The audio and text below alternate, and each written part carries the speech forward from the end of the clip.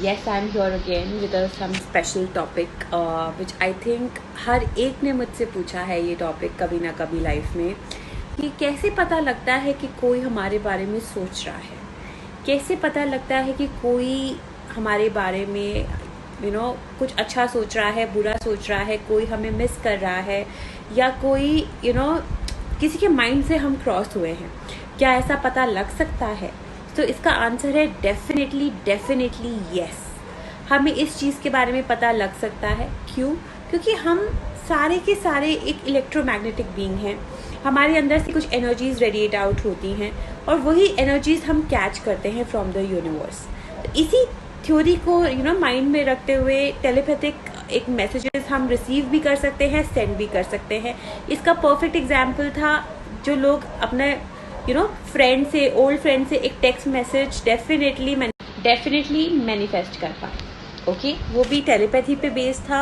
ये receiving the messages या जिसे कहते हैं ना कि हमें पता लगना कि कोई हमें मिस कर रहा है, हम किसी के माइंड से क्रॉस किए हैं, किसी ने हमारे बारे में सोचा है, ये भी टेलीपैथी पे ही डिपेंड करता है।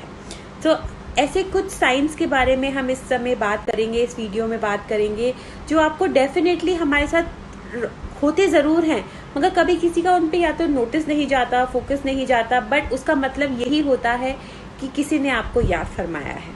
लेट्स सी वो साइंस क्या है। सबसे पहला और सबसे इम्पॉर्टेंट साइन है जब आप अनएक्सपेक्टेडली एकदम से खुश या उदास हो जाते हो।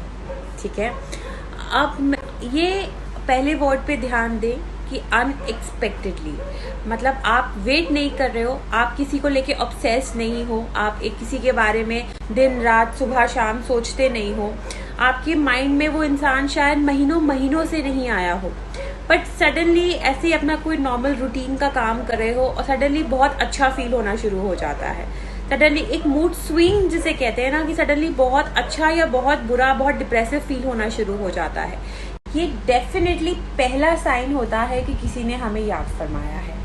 ठीक है, अगर आपको अच्छी फीलिंग आ रही है, बहुत खुश हो आप एंड सडनली बहुत ज़्यादा अच्छा एनर्जेटिक फील कर रहे हो, देन डेफिनेटली किसी ने आपको अच्छी फॉर्म में याद फरमाया है। मगर अगर आपको बहुत डिप्रेसिव फील हो रहा है, बहुत डिप्रेशन में हो, सडनली रोना आ रहा है, सडनली मूड एकदम ख़राब हो गया, किसी से बात तक करने का मन नहीं कर रहा, तो किसी ने आपको बहुत नेगेटिव तरीके से याद किया है। अब इसको वो कोई भी हो सकता है इसके अंदर, मगर उस एक जने का नाम पॉपअप मत कीजिएगा अपने माइंड में जिसको आप चाहते हो कि वो आपको याद करे। ठीक है, सिंपली किसी ने आपको याद फरमाया है, कोई आपको याद कर रहा है, ये पहला तरीका।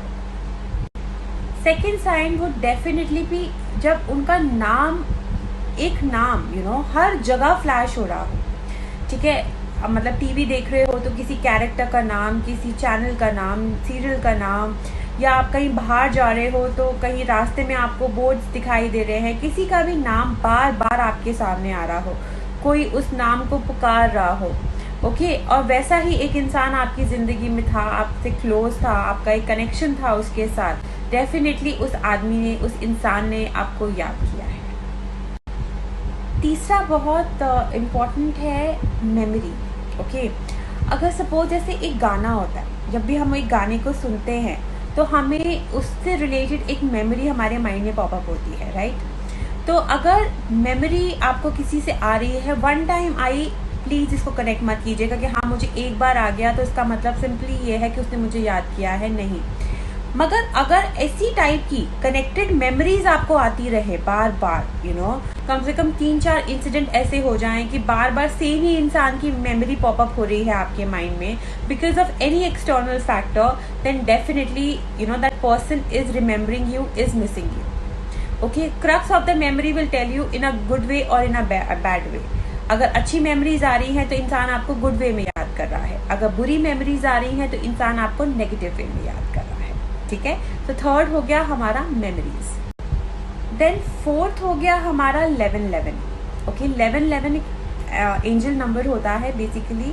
ठीक है, अब 1111 पे बहुत लोग विश मांगते हैं। आप सपोज आपने देखा कि 1111 घड़ी में दिखाई दे रहा है और आप अपनी विश मांगने जा रहे हैं।